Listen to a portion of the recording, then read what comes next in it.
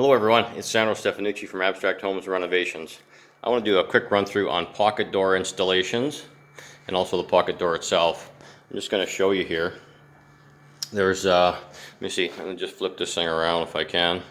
Oh, anyways. The pocket doors, for one, don't cheap out on a pocket door frame. These things are, there's a lot of companies that don't make them very well. But these ones here are made well. Obviously, I like to buy ones that are solid and frame sizes. Typically, when we build new houses, I'll always spec a 2x6 wall with a pocket door. I don't particularly care for pocket doors, but pocket doors are a great space saver. And so, the first thing, get a good pocket door. Good frame, built well. 2x6 frame if you can. And then once you get it here, we're going to start with the header. As you can see here on the steel track, there are screws up here that hold the track, and it also supports it into the upper frame. So when we build our frames here, we put these what I call strong backs on here. So a lot of guys don't do that, but it's a great thing to have on there, especially if you got bigger casings and stuff. You have lots of meat to nail to up here, and it makes screwing this up here much more stronger. You can support quite a bit of weight with this particular one here. So that's it on the rough framing. Put the strong backs in. Then first thing you're going to do is level the top track here. So again, you can see the track along here. I'll take my level, which also acts as my straight edge, and put it up on the track, up in here. It also tells me if the track's bent or not. And then, I'll check, make sure that it's level. We put our shims up through there, all the way across.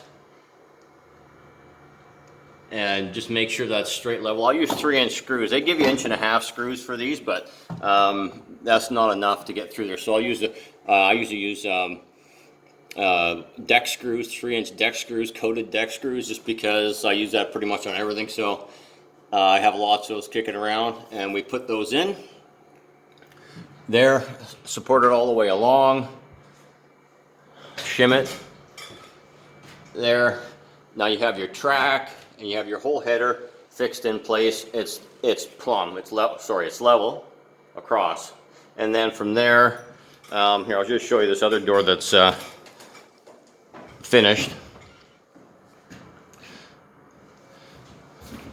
I'll take my measurement from the top of the frame, from this point over to this point here, and I'll have the same measurement on the ground from that end to that end, and then I just make sure this obviously this is parallel to my jamb side, and then I will frame, and then, I'll put my door level on the in frame as well,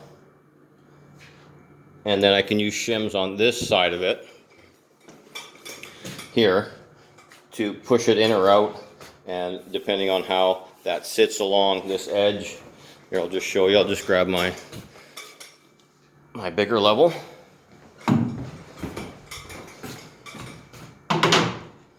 And we kind of put it in there and straighten her out all the way up and down. And then we can use these shims on this side to push it in and out to make sure that this jamb here is nice and straight. And also with this side here, I'll typically use blind screws for my install on the jamb side here. The stops that we have after will cover all this up anyways. And then I shim this here, get this in here really, it's nice, and you can tell it's nice and strong. And then also we have to screw the bottom here in place here. It's nice when you can have a wall that intersects with that, because you can screw the frame to this stud here, and these again, it's like super strong. Now it's not going to go anywhere. It's level at the top, it's plumb on the sides, so the pocket door goes in, it's just going to roll nice. Anyways, that's your tip for the day. Bye for now.